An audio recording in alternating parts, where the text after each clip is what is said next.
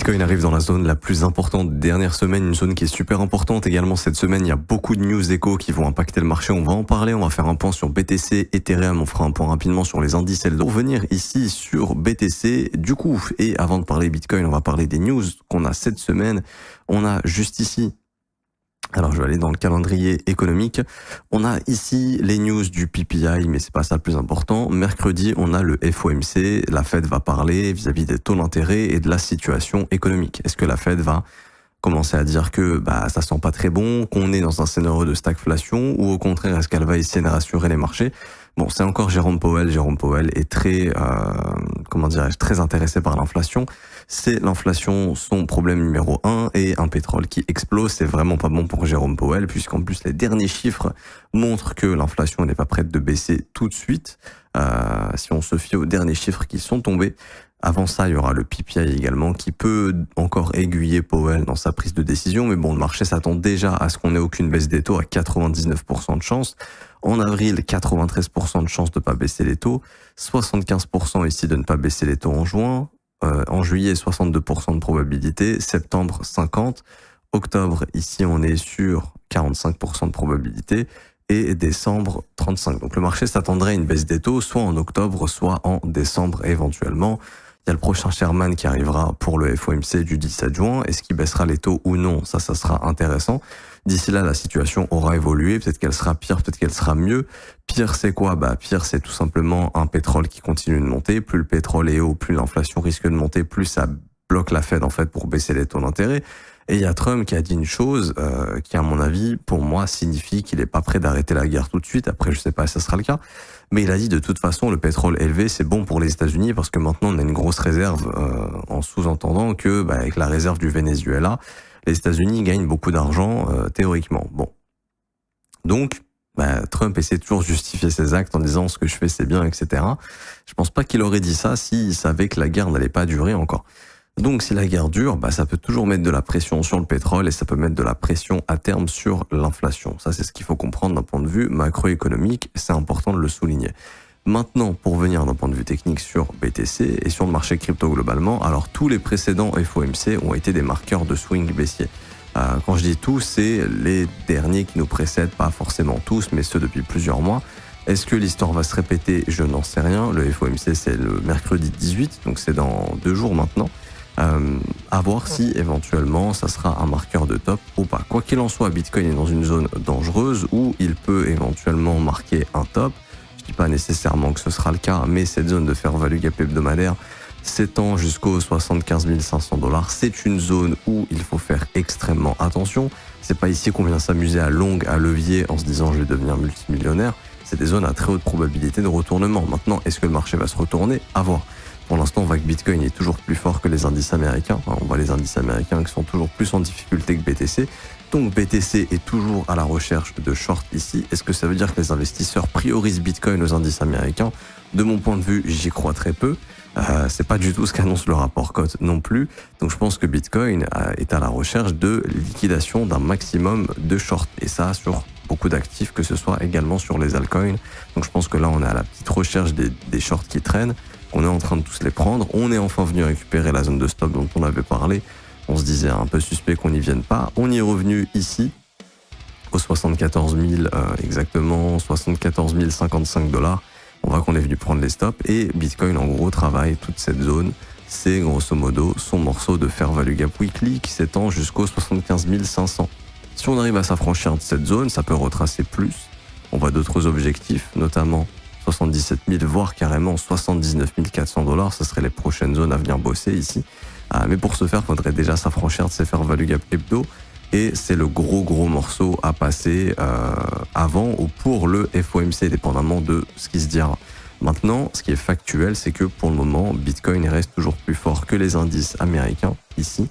On avait eu la formation du breaker, on en avait parlé, pour aller revisiter théoriquement si on passait les FVG, le sommet, c'est chose qui a été faite ici. Et l'idée, c'est de se dire que maintenant, Bitcoin n'a pas le choix, il faut qu'il break en fait. Parce que si Bitcoin ne break pas et qu'il s'amuse juste à bosser son FVG weekly, si jamais à un moment donné on réintègre le range, parce que là on essaye encore de casser le range, et il faudra voir si on est dans ce scénario ou pas. C'est-à-dire première prise de stop, on est revenu On est venu combler le FVG Weekly, enfin combler. On est venu rechercher le Fair Value Gap hebdomadaire juste ici. Et puis finalement, on a relancé une jambe de baisse. La question, c'est est-ce qu'on fait la même chose ou pas? Est-ce que ici, on est en train de faire pareil? Une première prise de stop.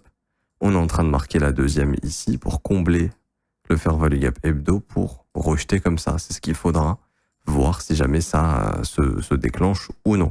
Un bon signal, ce serait la rupture du FVG hebdo pour aller chercher plus haut, notamment 80 000 $. En fait, cette grosse zone ici de Fair Value Gap hebdo, 85 000, 80 000, notamment le gap CME, etc., etc. Mais pour l'instant, on n'y est pas. Pour ce faire, faut déjà s'affranchir de cette zone de Fair Value Gap. Je vous montre ça sur le futur, mais il y a le gap ici qu'on pourrait essayer d'aller combler.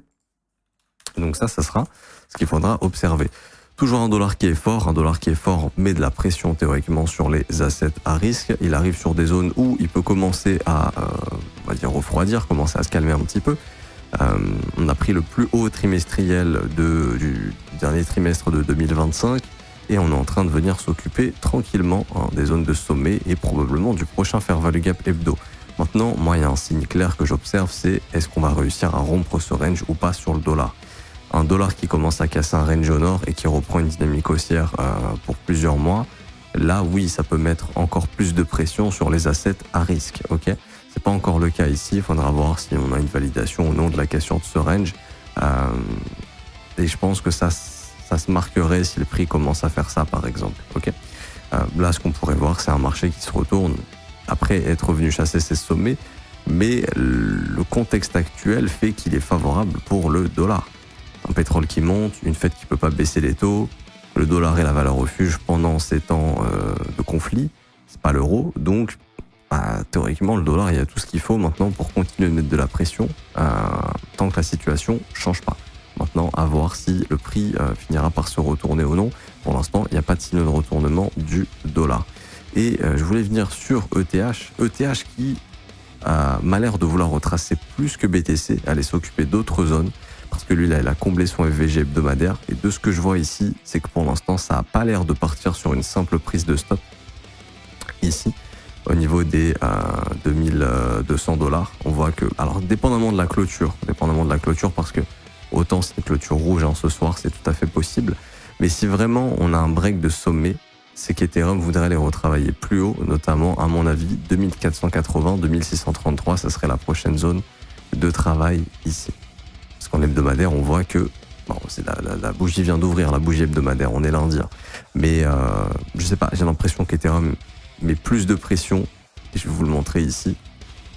En fait, je me dis que Bitcoin risque, à mon avis, de venir combler tout son Fair Value Gap hebdo. C'est l'impression que ça me donne parce qu'on est que lundi, le FOMC c'est mercredi, les News Echo c'est mercredi. Donc ça m'étonnerait pas qu'au début de semaine, on puisse venir s'occuper de tout le Fair Value Gap. Et si on s'occupe de tout le Fair Value Gap, ETH il a de l'avance sur Bitcoin. Et ETH, lui, il a déjà rompu ses zones ici. Donc ça m'invite à penser qu'Ether va aller chercher les prochaines 2296, mais notamment, pourquoi pas, 2398, 2400 ici. C'est ce que me laisse présager quand je vois la dynamique d'Ethereum au vu de sa force face au BTC. Il était venu prendre ses stops en premier, il a opéré un rejet, et ici il est revenu à la charge, sauf que là il est en train de s'affranchir de la zone, donc là il montre qu'il est plus fort même que Bitcoin, et qu'à mon avis il peut aller retravailler un peu plus haut. Du style Bitcoin va combler son FVG Weekly à 75 500, il y a un Ether du coup qui pourrait monter vers ses prochaines zones, lui, 2396, en tout cas c'est la dynamique que ça laisse présager. Même quand je regarde ETH Future, j'ai l'impression qu'on va essayer de revenir faire un petit tour dans le gap, ici, et là c'est l'impression que ça me donne. Au vu de la force du mouvement, j'ai l'impression qu'on peut aller faire un petit tour dans le gap sur Ether, peut-être avant le FOMC ou pour le FOMC, et là ça me semble être la direction d'Ethereum. Alors là il met mes sommets de février, mais alors est-ce que c'est le cas ou pas? Ici... ouais, ça me semblerait être une belle target. Je vais regarder si on a la même sur... On ne doit pas avoir du tout la même. On n'a pas la même parce qu'il y a le gap. Ouais, nous le sommet de février est à 2474. Non, je crois que c'est la même chose sur les futures ici. 2413 à peu près. Donc le sommet de février me semble être la cible sur Ethereum. Donc là, c'est à partir des 2400. Alors les futures 2416 et sur les produits dérivés, on serait sur du à peu près 2396, mais le sommet mensuel 2474. Je m'arrête ici, j'espère que ça vous aura plu. Si c'est le cas, n'hésitez pas à bombarder les pouces bleus, vous abonner, mettre un petit commentaire. Merci à ceux qui jouent le jeu.